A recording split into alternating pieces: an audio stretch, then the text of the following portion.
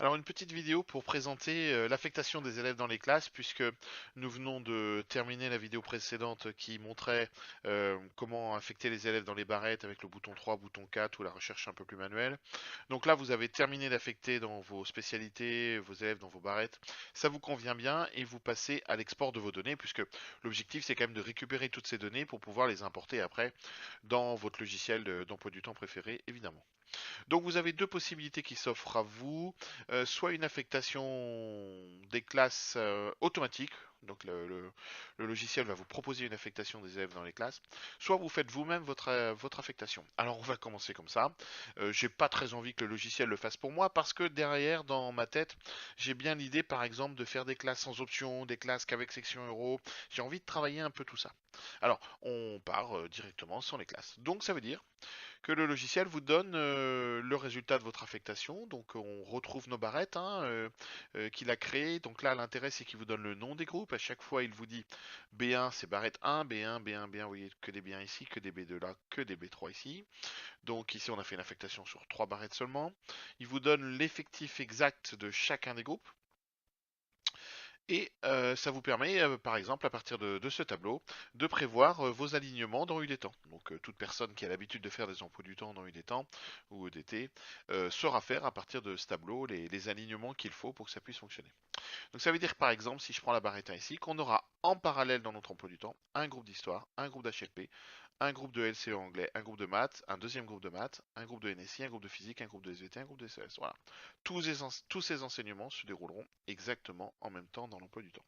Après, c'est à vous de définir la découpe, hein, 2 plus 2, 2 plus 1 plus 1, 1,5 plus 1,5 plus 1, ouais, vraiment ce que vous voulez.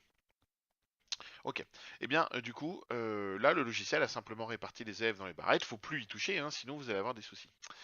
On clique sur l'export, le fichier est prêt, on l'ouvre et on va obtenir des informations. Alors, je vais juste centrer les données. Voilà. Donc on a à gauche les noms des élèves, ici la classe, bah, il n'y a pas d'affectation, hein. Voilà, c'est classe, ça sera à vous de le faire. Vous retrouvez évidemment leur LV1 et leur LV2, quels sont les groupes auxquels appartiennent les élèves. Donc par exemple ici j'ai le barrette 3, histoire géo, sciences politiques 1, barrette 2, barrette 1, alors c'est pas exactement dans l'ordre des barrettes, mais bon, c'est plus compliqué de le mettre dans l'ordre pour des raisons techniques. Vous avez tous vos groupes, voilà, vous retrouvez tous les groupes que vous avez créés. Et puis à la fin, vous retrouvez toutes les options que vous avez pu saisir. Voilà, ça doit vous permettre de pouvoir composer vos classes plus facilement. Donc on peut vérifier les effectifs évidemment, hein. Ici on a bien les 24 qui étaient annoncés juste avant, pas de souci. Là où j'ai mis très peu d'élèves avec des options fictives, hein, c'était juste pour vous montrer. Donc voilà. Après vous faites votre classe avec ça en disant par exemple, bon je filtre la première ligne, hop, je filtre et je me dis, par exemple, je veux mettre tous mes élèves qui font volet dans la même classe. Bon, mais je vais commencer comme ça.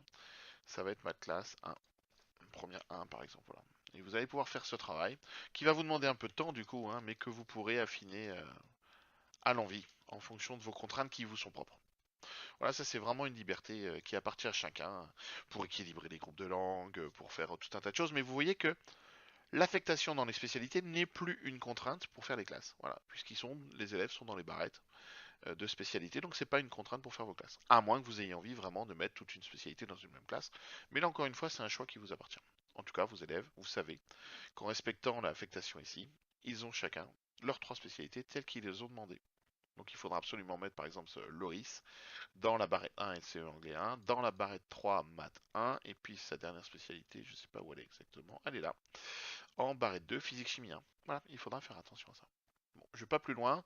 Là, c'est vraiment votre responsabilité et vous savez faire, il n'y a pas de souci.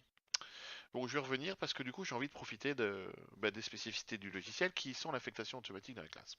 Donc bon, vous pouvez mettre, par défaut, on vous propose un B1C. Vous avez le droit de mettre Prom 1 si vous voulez. Après, vous n'avez pas 50 places non plus, mais bon, moi, je vais garder un B1C. Eh bien, vous voyez que vous avez 206 élèves dans l'exemple à placer, donc il va falloir prévoir une structure de classe qui correspond à 206 élèves absolument, hein. Il ne faut pas de place libre dans les classes. Donc par exemple, je peux faire des classes à 30, ici c'est quoi? C'est 35, 35, 35. Si je veux équilibrer les classes, je vais faire 34, 34. Non, c'est pas ça, 33. Ouais, je peux faire ça. Si j'ai envie, je fais ça. Donc mes classes sont équilibrées en effectif, pas de problème. Mais j'ai envie de les déséquilibrer un petit peu pour vous montrer que le logiciel travaille bien. Donc je vais faire une classe à 40, j'en ferai pas en réalité je pense, une classe à 20, une classe à 15, une classe à 16, Une classe à 40 encore ici. Il m'en manque combien? Il m'en manque 41 si je compte bien. Non, je sais pas compter. Ah mais non, j'avais oublié d'enlever les autres. Je vais faire une autre classe encore ici. Je vais mettre 30, 30. Allez, je vais mettre 45. Là, on est bon. On y va, on sauvegarde les classes. Et je vais pouvoir préparer l'export avec les classes. Ça veut dire quoi? Ça veut dire que le logiciel, il va s'emparer des données que vous avez proposées ici, et il va répartir les élèves dans les classes. Donc il prend plus en considération les spécialités du tout, hein, parce qu'on a vu tout à l'heure que quelque part c'était une autre phase de travail. Il ne va pas s'intéresser aux spécialités. Il va garder ce qu'il a fait avant, mais il ne va pas répartir les élèves en fonction de leur spécialité. Mais il va les répartir en fonction de deux contraintes, si vous les avez rentrées. Alors il y en a une qui était obligatoire, c'était garçon-fille. Il va faire en sorte de respecter la proportion de garçons et filles dans chaque classe. En gros, ici, on aura sûrement deux fois plus de garçons au total et deux fois plus de filles au total qu'ici, parce qu'il y a le double d'élèves, mais la proportion sera la même. Voilà. Peut-être deux tiers de filles, un tiers de gardes, ou l'inverse en fonction de vos effectifs dans l'établissement. Voilà. Donc il va répartir ça. Il va répartir garçon-fille. Moi j'aime bien cette répartition garçon-fille équilibrée. Je trouve qu'au niveau des classes, ça apporte des choses supplémentaires. Et puis il va vous faire autre chose si vous l'avez saisi, c'est répartir une moyenne attendue équilibrée en fonction des notes que vous avez pu saisir de vos élèves dans la base de données initiale si vous avez rentré une note moyenne de seconde ou autre, un indicateur quelconque qui vous correspondrait. Donc là, le logiciel va répartir de manière équilibrée le plus possible avec la contrainte garçon-fille les élèves dans les classes. On y va. Un peu de travail pour lui. Donc on retrouve bien nos trois barrettes tout à l'heure qui n'ont pas évolué hein, par rapport à l'affectation sans classe. Évidemment, ce sont les mêmes barrettes, ça bouge pas. Par contre, on voit un tableau de statistiques qui apparaît, où on retrouve évidemment les demandes d'élèves que nous avions faites. On a gardé les noms qu'on en avait donnés. Et on voit qu'il a réparti les élèves dedans. Donc là, 23 filles, 17 garçons, 12 filles, 8 garçons. Hein, la proportion est quasiment la même. 6-9, on est sur un tiers de tiers ici. 7-9, bon voilà, faut qu'il arrondisse. 17-23, 13-17, 19-26. Pas de souci, il a réparti. Et on voit que je lui avais donné des notes pour exemple, et il a réparti la moyenne attendue aussi. Donc il a fait le travail, il a réparti les élèves. Alors par contre, du coup, vous avez des statistiques nouvelles qui apparaissent qui correspondent par exemple à la répartition des LV1 dans vos classes. J'avais mis un exemple un peu fictif, mais c'est toujours intéressant de voir que du coup, il n'a pas pris en compte les LV1 des élèves, donc il vous donne quand même les statistiques à chaque fois. Il n'a pas pris en compte les LV2 des élèves non plus, et il n'a... Bon, ça je vais revenir dessus après. Donc ça veut dire quoi? Ça veut dire que soit vous vous servez de cette affectation puis vous dites bah, je vais faire mes barrettes de langue par la suite, par exemple, alors je dis ça un peu naïvement, mais tiens, mais ici j'ai 13 anglais, je vais les aligner avec mes 15 ici, ça me fera un groupe à 28 équilibré. Ça peut être une stratégie. Ou alors vous auriez pu faire l'affectation à la main et vraiment essayer d'affiner avec vos moyens à vous ce type de données. Par contre, il faut bien penser que dès que vous allez essayer à la main d'équilibrer une donnée, bah, ça va jouer sur les options, ça va jouer sur un tas de choses. Mais ça après c'est votre responsabilité. Pareil pour LV2, vous pouvez aligner ensuite des barrettes en fonction des nombres que vous avez, c'est vous qui choisissez. Et puis il vous donne aussi une information sur les spécialités quand même. Il vous dit, ben voilà, j'ai affecté les élèves, voilà combien vous avez d'élèves de chaque groupe de spécialités. Et donc on voit quand même qu'il y a un nombre important de spécialités représentées dans la classe. Donc ça, faut en avoir conscience. Ça veut dire par exemple que dans cette classe 1A, pour respecter l'ensemble des vœux des élèves, eh bien on se retrouve avec, alors la barrette 3 maths 1, il n'y a pas d'élèves, mais 1, 2, 3, 4, 5 enseignants de maths différents dans cette classe-là. Parce que ces 5 enseignants sont sur des groupes de spécialités différents. Et pour pouvoir fonctionner et équilibrer les classes, le logiciel est obligé de répartir comme ça. Donc encore une fois, vous avez la possibilité de le faire à la main, hein, si ça vous plaît pas, c'est votre choix.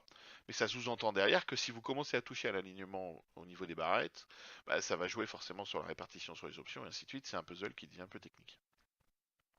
Moi j'aime bien cette idée de mélanger l'ensemble des spécialités au niveau d'une classe. C'est un peu quand même l'attendu de cette réforme qui doit gommer nos différentes séries. Une contrainte que je vous livre, à laquelle on a réfléchi en équipe, hein, nous dans l'établissement, c'est qu'au final ça pose la question des conseils de classe. Est-ce qu'on va inviter tous ces profs de spécialité lorsqu'on fera nos conseils de classe? Voilà, ben après, bon, nous on a des propositions en interne, mais ça c'est à vous de voir avec vos équipes. Est-ce que, bon voilà, je n'en dis pas plus, ça sera à vous de voir, mais il faut en avoir conscience. Vous avez aussi une répartition par option. En statistique, là, il n'y en a pas beaucoup puisque j'avais pas mis beaucoup d'options. Et donc, si vous exportez votre fichier, il va être un tout petit peu différent. Vous retombez évidemment sur vos groupes de spécialités, vous retombez sur vos données, mais vous avez une différence, c'est que là, du coup, les classes ont été affectées. Et voilà, vos élèves sont affectés dans les classes. Vous retombez sur ce que vous aviez avant. Vous retombez vous retrouvez pardon, évidemment toutes vos affectations dans les groupes de SP, vous retombez sur vos options et vous avez toute la répartition qui est faite. Voilà ce que donne le logiciel quand on va jusqu'au bout de la procédure. J'espère en tout cas qu'il correspond à vos attentes, qu'il vous permet de lever peut-être une inquiétude que vous aviez. En tout cas, moi je l'avais tout début d'année quand j'ai dit aux parents de seconde, on va essayer de respecter tous les vœux des élèves. Je ne sais pas encore comment on va faire, mais on va essayer. Et quand on a réussi à mettre en place cet algorithme qui nous amène jusque-là, eh ben, on est plutôt satisfait du résultat. En tout cas, nous, ça nous convient bien dans l'établissement et sur le diocèse. J'espère qu'il répond à vos attentes. N'hésitez pas à le partager avec vos collègues. Voilà. Eh bien, je vous souhaite une bonne journée à tous. Vous êtes arrivés au bout. Vous pouvez après passer vos emplois du temps.